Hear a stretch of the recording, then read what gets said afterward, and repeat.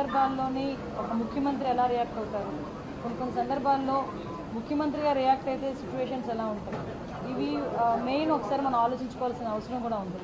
ఎందుకంటే ఈ మధ్యకాలంలో మీరు జరుగుతున్న మొన్న ముచ్చుమర్రి ఇష్యూ మనకి అందరికీ తెలుసు. నంద్యాల జిల్లాలోని ముచ్చుమర్రిలోని ఒక చిన్న పాప 9 years బేబీ అమ్మాయి అత్యాచారానికి గురయ్యి అమ్మాయి హత్యకి గురయ్యింది.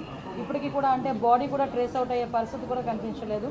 సో ఇటువంటి సిచ్యువేషన్స్లోని మాట్లాడేటప్పుడు కూడా చాలా క్లియర్గా ఇటువంటి సంఘటనలు ఎందుకు జరుగుతున్నాయి, ఇది ఒక ఎత్తు అయితే నిన్ననే మనం చూసాం ఒక 6 నెలల పసికందు నిజంగా వాడిని రాక్షసుడు అనాలో వాడిని ఏమనాలో కూడా అర్థం కాని పరిస్థితి ఉంది.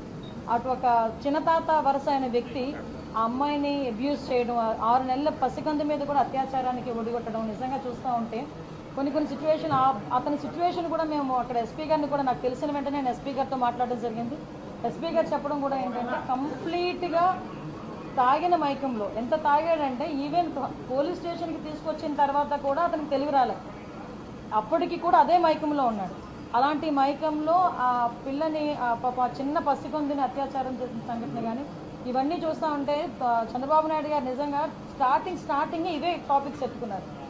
మేము కూర్చున్న తర్వాత అసలు ఎందుకు ఈ పరిస్థితులు వస్తున్నాయి, ఎందుకు ఇటువంటి సిచ్యువేషన్స్ ఎందుకు మనం ఎదుర్కోవాల్సిన అవసరం వచ్చింది, ఎందుకు లిక్కర్ మీద, గాంజా మీద, డ్రగ్స్ మీద మనం ఎట్టి పరిస్థితులు ఉక్కుపాదం మోపాలి.